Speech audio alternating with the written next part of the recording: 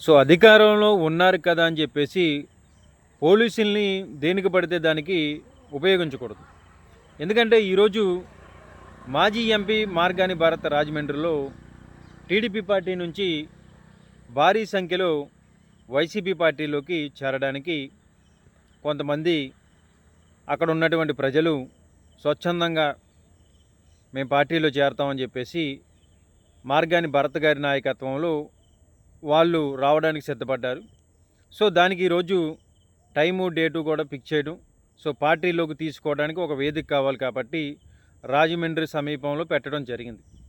అయితే ఇలాంటి చేరికలు సర్వసాధారణంగా ఏ పార్టీలో అయినా జరుగుతాయి. అయితే ఇక్కడ ఆ వేదిక దగ్గరికి పోలీసులు భరత్ గారు రాకముందే మీరిక్కడ ఈ కార్యక్రమాన్ని నిర్వహించకూడదు, ఇక్కడ గతంలో గొడవలు జరిగాయని చెప్పేసి భరత్ గారిని అక్కడి నుంచి పోలీస్ స్టేషన్కి తీసుకెళ్ళడం జరిగింది.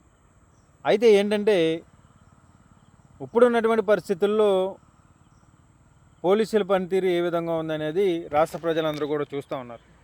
ఇక్కడ కేవలం ఏంటంటే పెద్ద సంఖ్యలో భరత్ గారి నాయకత్వంలో చేరబోతూ ఉన్నారు. ఇక్కడ ఆ నియోజకవర్గంలో ఖచ్చితంగా టీడీపీకి భారీ షాక్ తగులుతుందనే ఒక ఉద్దేశంతో భరత్ గారిని అడ్డుకొని అక్కడ ఉన్నటువంటి భరత్ గారిని, ఆయన అనుచరుల్ని కూడా పోలీస్ స్టేషన్ తీసుకెళ్ళడం జరిగింది.